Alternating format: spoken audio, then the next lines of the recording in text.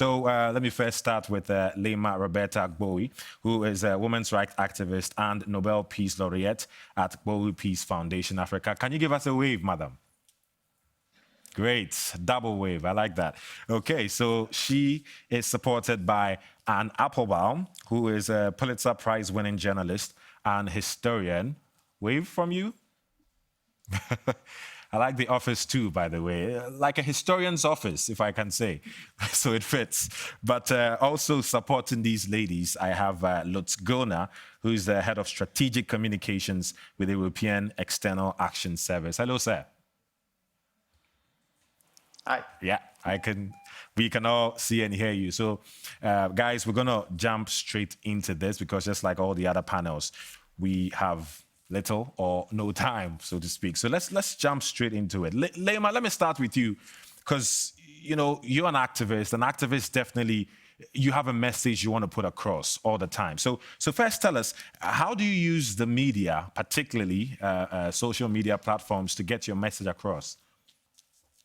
Well, one of the things that, like everyone else, Twitter, Facebook, Instagram, I use everything. But I want to say something also, that I'm also from the old school. As young as I look, I don't think I'm that young. I prefer to double check information. So I'm persistently on the go. So for example, as an activist, I get information of, say, police brutality in Liberia on the internet and someone tagged me or like linked me to it on Twitter. I pick up my phone and call the local journalists on the ground to verify information before either retweeting or making a comment about this particular situation. Because I'm also aware that social media is a tool for good, but it can also do a lot of harm. That's the first thing. But I also remember the first thing that I was told by Desmond Tutu when I won the Nobel Peace Prize. Leymah, you are now a Nobel laureate. Anything you say becomes a quote, and you have to be very careful.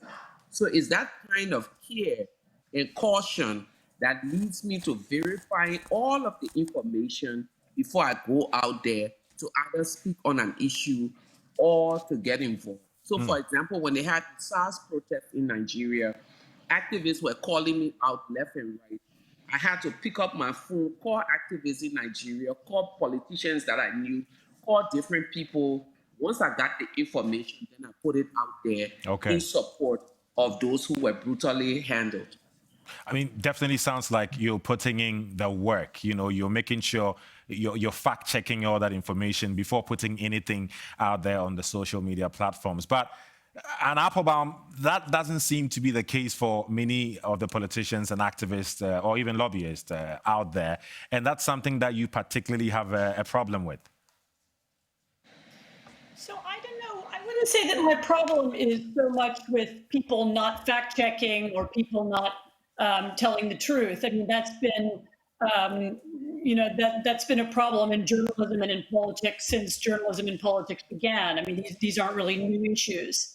The real problem is the way in which people now receive that information and the algorithms that decide how far those lies and how far those stories spread. So the way that Facebook works, to some degree, the way that Twitter works, certainly the way that YouTube works, the news that spreads the fastest, or the information, or the posts, or the pictures or the videos that spread the fastest, are very often the ones that are the most emotional. They're the ones that create the most antagonism, both likes and dislikes. They're the ones that divide people. They're the ones that make people angry. And so the amount of anger and emotion and divisiveness is spreading in all of our societies. I mean, I think it's not a coincidence that politics have become so imbalanced in so many countries at the same time, because the rules that govern conversation on the internet are not the same as the rules that govern conversation in a parliament or even in a television studio or in a town hall or in a room where people are talking. I mean, just to give one example, If we were all sitting in a room together and somebody walked in with a mask over his face and said, "I demand to speak," and started shouting, we would say, well, remove your mask and stop shouting. But on the internet, being anonymous and being loud and being repetitive and being obnoxious can actually win you more followers and win you more attention, and win you more influence. So my objection is to the rules that have been created by the social media companies, although not only, on the internet, and the way in which this is changing politics. Okay. So just so we get that clear, you have a challenge with the technology and how it's used.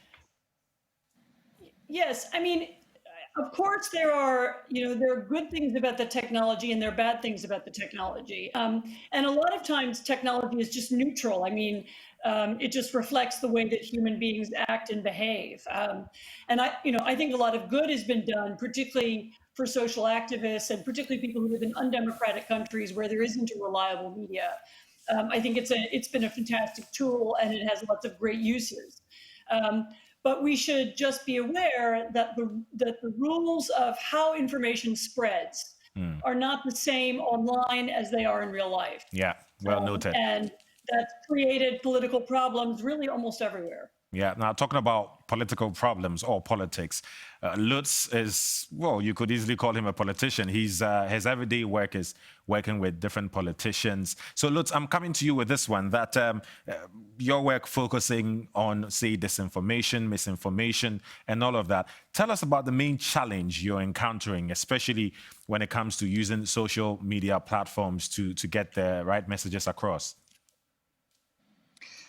Well, the real problem is that exactly what Anne just said, it has never been so easy and maybe so cheap, to mislead people and to deploy disinformation campaigns and information manipulation. And that is really something that is new. Propaganda, lies, etc. have always been existed. They have been part of politics for thousands of years. But what is new is that you can, with the technology, you can actually deploy pretty sophisticated campaigns, that target very specifically audiences, either to convince them about something or to confuse them about things or about your own narrative, or also to silence them, to suppress their voice. And these are new issues, I think, that are crucial for political communications nowadays, part of the famous information environment that people still seem to discover, especially in diplomacy, but that needs to be much higher on the agenda. So you, correct me if I'm wrong anytime, you've been dealing with misinformation, particularly coming from Russia. Can you give us a little bit of insight how social media, for instance, was used in spreading fake news and the like? Well, I have to be very clear. Engaged in misinformation, because misinformation is what people sometimes pick up, etc. But I've been engaged in identifying and detecting information manipulation campaigns, really that have a political aim that have been out there. So what has happened? We have seen, for example, when the pandemic started, it was a very powerful reminder that narratives can be used to undermine trust, for example, in democratic institutions, or to portray another system also as much more efficient and maybe as much more appropriate also to solve problems and challenges, etc. And that is what we have seen from so-called pro-Kremlin actors, also from others. And this is, in my view, a real challenge for our democratic processes and the way we communicate and interact. So thanks for that. Leymah, if you can still hear me, let me come to you on this, because activism is something that we all support, especially when it comes to what you've been doing, talking about women's rights and basically fighting for gender equality and all of those. When you started, you mentioned basically all the challenges that everyone has sort of mentioned. So what then does it require of us that are trying to do the right thing before we put information across? Like, how much more challenging does it make our job? Well, it's very challenging if you're trying to do good. I mean, because the world that we live in now is a kind of upside down world.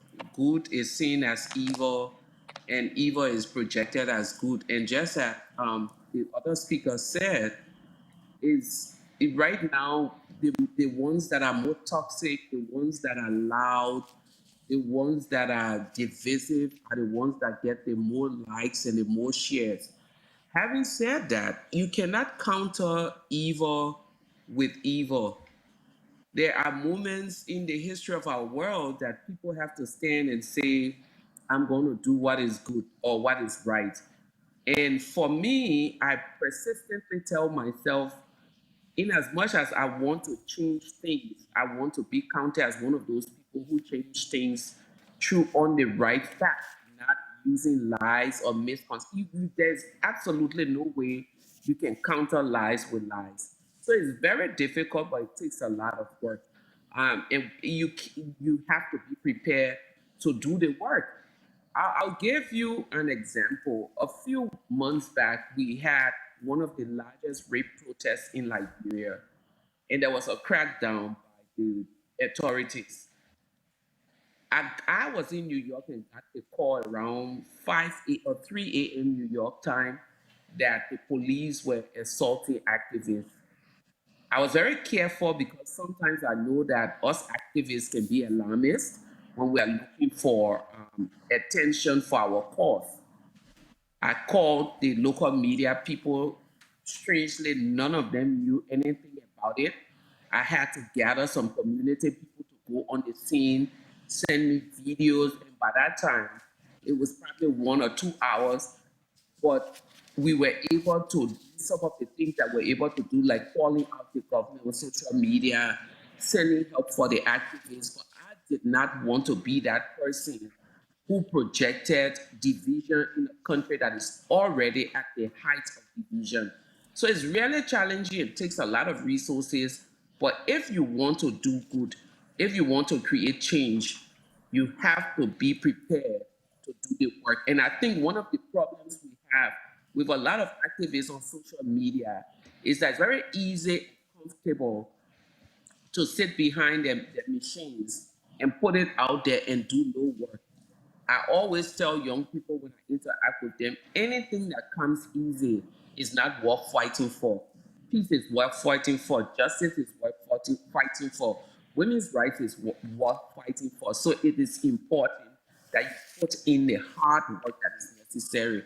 But unfortunately, we live in a microwave generation and everyone, everything too fast. But we have to show the way. We have to let people know that it is not that easy and we must put the work. It wasn't easy Okay. for Dr. King, it wasn't easy for Nkrumah, Yeah. it wasn't easy for all of those people, our labor, the people who brought independence or fought for independence in Africa. It wasn't easy for them, and we should not try to think that change will come easily just by sitting on our machines. Yeah, I think I couldn't have said that better. I particularly like the saying about us being in a microwave generation, like everything goes fast. So because of that, that makes it even more challenging with our work, as all of us seem to agree on. And Applebaum, obviously, one of the issues, as you rightly said, is the abuse of the use of technology. At the same time, that same technology can be used to do a lot of good, just like we've already been hearing about. So what kind of cooperation can we have here, you know, especially not putting aside traditional media that would ideally have gone through all the necessary information before putting it out there? How can we liaise and get the best out of technology? I mean, first of all, I'd like to say that I really agree with Leymah that, you know, one of the jobs of not just modern activists and modern politics and really all of us is to make sure that we are trying to defeat disinformation by supplying better counter narratives. So it's not just about identifying this person lied, that person lied, you know, and being constantly reactive and trying to block things. but also we need to find ways of getting together, getting across a much more inclusive message, ways of reaching people, finding new ways to use this strange new technology that can, that can promote good instead of evil, and to be dramatic about it, or democracy instead of autocracy. And it's really the responsibility of everybody to do that. It's also maybe, I think we're in an era when I hope it's an era when there's going to be a lot of interesting experimentation. I mean, even what we call traditional media now takes a lot of different forms. Lots magazines like the one that I work for produce various different kinds of online projects in which they try to use the internet. They try to present stories in different ways with different kinds of design and different ways of using internet technology. Lots of other great newspapers and magazines do the same. And finding ways in which traditional fact-checking and editing can be made to work hand in hand with the new technology. I mean, I think that's really the way of journalism in the future. One of the things that it's turned out in the United States over the past few months, unexpectedly, is that people are willing to pay for journalism that they believe in, or which they believe to be authentic, or which they believe to be higher quality. And it turns out there is a market for that. So it's not just that everybody wants to turn on the internet and click on whatever's free or whatever's cheap. And there is some hope for journalism in the idea that using new technology, using new ways of telling stories, we can find new audiences and we can find ways to appeal to people and also keep the business going. I mean, I would say the optimistic version of the future is that traditional media learns how to use new technology in positive ways. Okay. Lutz, let me come to you on this one. We want to talk about the impact all of this is having on democracy. Is it changing democracy for the better or for the worse with all these challenges we're talking about? Well, I think it first needs to get worse before it gets better. People need to realize that there is a real issue about kind of a threat for the way we live together, the way our institutions are working, the processes are working. So to be able really to defend them afterwards. One of the keys, and I would really agree with Anne Applebaum here, is to invest in civil society, in our resilience of the societies, is to be out there, not just to react defensively to disinformation or information manipulation or whatever it is, but to have a built-in kind of, let's say, digital media literacy for young and for old people at the same time, not to be suspicious of everything they read, but to be educated, to be able also to deal with these issues. And of course, some of the issues are extremely difficult to detect. For those, we need clear rules as well. Clear rules, in my view, for the platforms, for the actors in this field. And I think another panel that you will discuss this in much more detail, but I'm a great supporter of this, provided there is a good balance, of course. Clear expression is a high good, and rightly so. At the same time, we need to find effective ways of dealing with these manipulation activities. Well, that's definitely for sure. One thing you said that I'm going to pick up on and go to Leymah on is you're saying instead of reacting all the time to all that misinformation and all the wrong and fake news, so to speak, that comes through, we should rather be acting. Leymah, what does this mean? Are we in a competition? Definitely not. And I think the saddest part about the way the whole process of change or transformation is happening in our world is when people tend to think that there is this huge competition between and amongst those who are fighting to do well.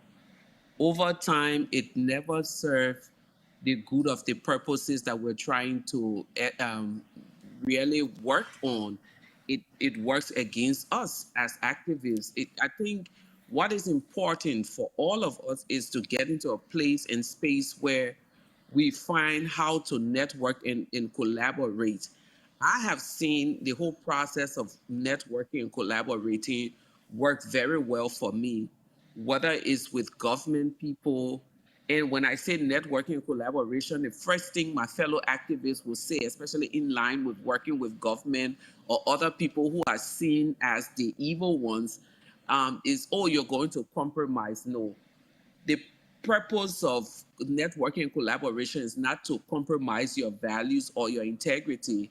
It's to really help you have a wider audience or be able to do more effective and efficient work the way you do. I'd like to give examples. Exactly. I was coming to that. Exactly. Give us a clear example so we can get how it worked out. In 2003, we went to Liberia's peace process with the whole activist mind. We're going to protest. We're going to take on the warlords and take on the UN and take on the international community. We got there and we met other women's groups there who were doing different things. And it was easy for us to be antagonistic to one another. But the first thing we did was to say, okay, we have the numbers to protest. The lawyers, the female lawyers, have all of the technical skills to write papers and do analysis of what they're saying.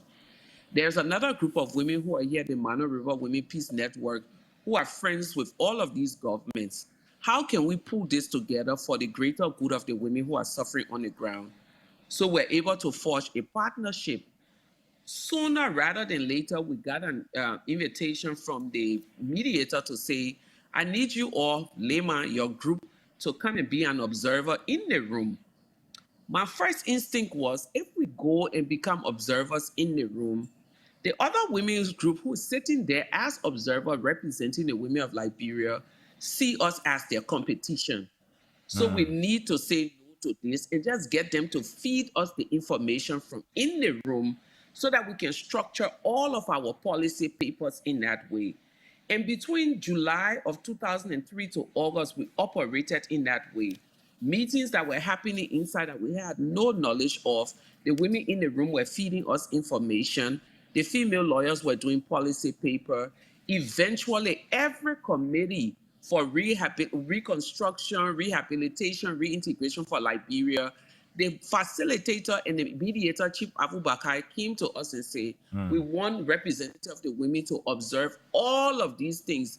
It would not have happened if we were fighting against each other. Okay. Sooner rather than later, the warlords also recognized the power with which we were working, and they knew that this is something that we can't fight anymore. You know, so Okay. I think if we begin to partner, us activists with the local media people, find time to sit and listen. And because at the end of the day, all we're trying to do is to change a world that is upside down in terms of crisis and conflict. You are doing your job. I'm doing my job. There's absolutely no reason why I should see you as the enemy. It's easier for you and I to collaborate. We may not agree on issues of values and principles, but those are things that we can work on. At the end of the day, the most important thing is our collective humanity. And I think that is what is important. And that's what we miss most of the time. Collective humanity. And Applebaum, feel free to add to that. No, I think the model that Leymah has just described of collaboration is one that you could apply to a lot of different, in a lot of different areas. If you think about telling a news story, even the way journalism works now, it's effectively a collaboration. If somebody writes the story, then somebody does a film of the story, then you find communities who you want to reach, who can get the story across. Ways of thinking about communication now almost always involve putting together different groups. And that's, of course, true of politics and activism as well. Anybody who advises an activist group or movement will tell them, look at the landscape, look at who might support you. Who are the other social groups? Who are the people with whom you have things in common? How can you do your messaging together with them? How can you reach them? Even thinking, it's very important, this way of thinking is very important, even in thinking of how do you reach people who don't like you or who aren't listening to you or who reject the kind of media that you're using? I've spent a lot of time in the last couple of years thinking about how to reach very sort of alienated communities inside the United States. So there's, for example, in the US, there are quite a lot of people who are now locked into these very conspiratorial communities where they only believe certain kinds of news and programs. And, you know, many of them have come to believe, for example, that Trump didn't really lose the election, you know, and they believe all kinds of other myths. Okay. So how do you reach people like that? Well, one of the answers is you look for trusted messengers. So who in that community is someone that you can talk to? I don't know, a businessman or a religious person or a preacher. You know, is there someone who does have influence, who can reach people like that, who you can use to get your message across? So thinking always hard, not just about what you're saying or what is the message, but who's conveying it and how to work with a wide range of people in order to convey that message is now something that's really important. Definitely very important. Lutz, let me come to you. We've heard from the two ladies talking about collaborative efforts, which, you know, obviously makes a lot of sense. Getting back to what happens online, especially on social media platforms, Lutz, which voices are being heard? Which voices are being silenced?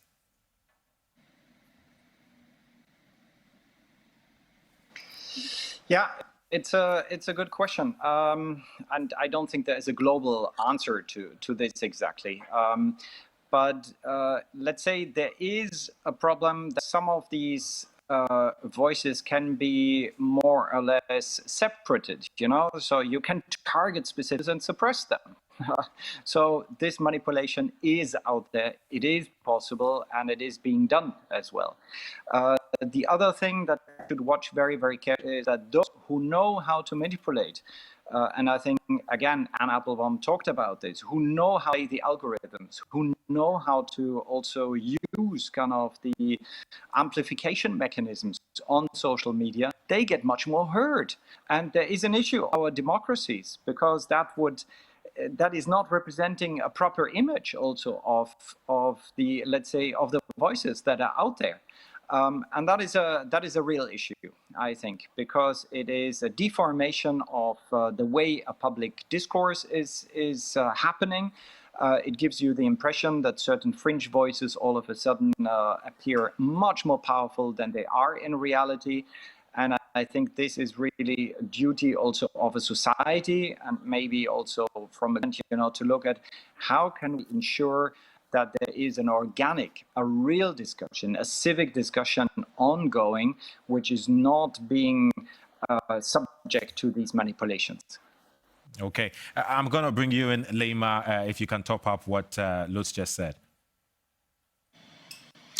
Well, I think Lutz is very right. I mean, we are at a place again in our world where, when you talk about the collaboration or even the work that we do as activists and trying to bring in the other, there is absolutely no way that you can say we can't, we shouldn't do the things that he just spoke about. I think it's important for us, when you find yourself in a space of influence, to be able to use it rightly and wisely. Social media, as it is just one pack of the equation of where we find ourselves in the world that we're in today. It's not the end and it's not the beginning. And I think the understanding that we have a burden, a responsibility to do right by the world that we find ourselves is very important. Very important. Let me go to, because we're soon going to be wrapping up, so I would like to hear a few words from all of you. But before we get to the roundup, Anne Applebaum, anything to add to where we are now? No, I mean, I would just like to agree with the two previous speakers. This problem of manipulation of the internet is going to require a lot of long-term thinking and some bigger solutions. As I said, we can do our best with creating counter narratives. Organizations like the European External Action Service can help in identifying disinformation.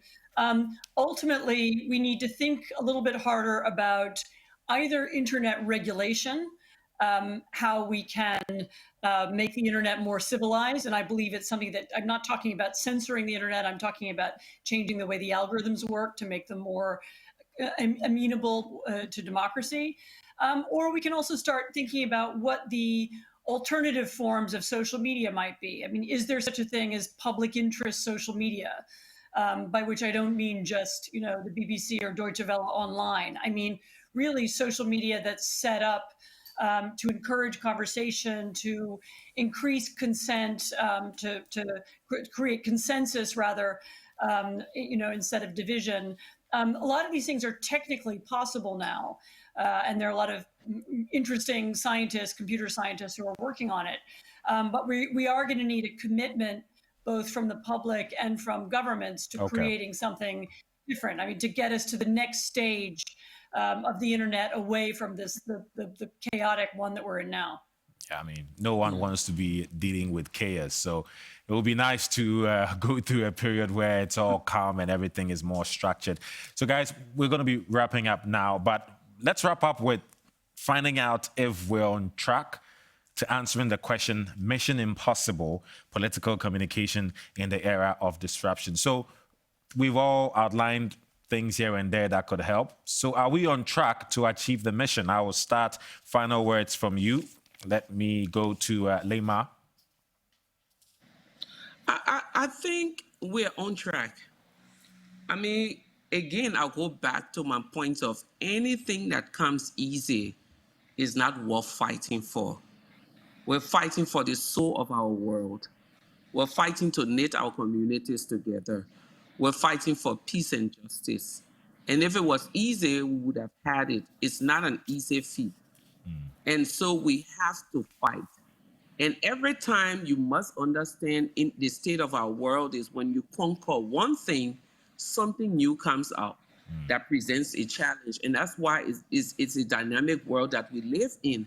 But I think we're on track. But the one thing that I don't want us to lose sight of is that in the midst of all of this, we should never lose sight of the fact that we must stand by our values and our principles, because there is absolutely no way we can compromise as a means of trying to overcome. We must pursue all of the things that we want to pursue with our values of rights, justice, collective humanity, and truth-telling.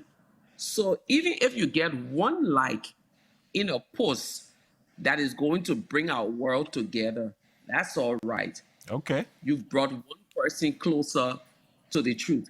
Okay. So I think that's what we should fight for. Okay, it's interesting what you say. One like is enough. I don't know if all these big media platforms will agree to you on that. We want more likes, we want more shares. But your point is definitely well noted. Even if you can bring one person to the light, that's much better than just having a lot of people in the dark. So that's well noted. Thanks a lot for those words. Lutz Güllner, your final words.